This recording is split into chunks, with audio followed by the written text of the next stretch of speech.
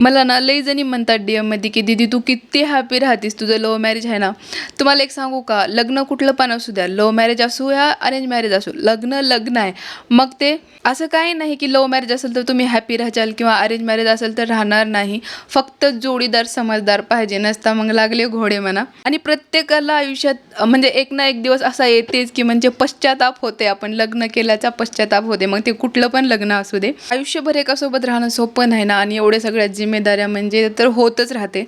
पण आजकाल तुम्ही एक गोष्ट नोटीस करत आहे का, मला तर म्हणजे कळत नाही, हे अंगुरं कमी बोरं जास्त दिसत होते आणि खाताना पण बोरासारखंच लागत होतं. जसे बोरं लागतात ना तसंच सेम नवऱ्याच्या डोक्याला बी जर एखादा पासवर्ड असता ना, तर म्हणजे फोनसारखं लॉक खोलता आलं असतं तर बरं झालं असतं. मी सकाळी सगळा स्वयंपाक करून ठेवली होती आणि मग अचानक माझ्या नवऱ्याला 1 वाजता आठवण आली की म्हणजे मला काहीतरी छान खाऊ वाटाले, छान. आणि जेव्हा पण म्हणतात ना मला काहीतरी छान खाऊ वाटाले, तेव्हा समजून जायचं की ह्यांना फक्त चिकन खायचे, बाकी काय नाही. आणि मग नंतर 1 वाजता मग मला चिकन बनवायला लावले, सकाळचा स्वयंपाक तसाच ठेवून. माझ्या नवऱ्याचं असं म्हणणं आहे की दिवसभर तुला कायच काम असते, कपडे धुणं, भांडे, घरातली साफसफाई, हे सगळं काम नाही म्हणा, म्हणजे हे तर रोज करावंच लागणाऱ्या गोष्टी आहेत ना म्हणा. 2 दिवस फक्त माहेरला जाऊ दे, घरामध्ये जर आल्यावर दरवाजा काढला ना तर तोंड घालू वाटत नाही, एवढं बेकार होते. आणि माणसं एवढं बोलतेत कसं की एखादी वेळ जर पाणी मागलं ना तर मला काम सांगालीस का असं म्हणतात.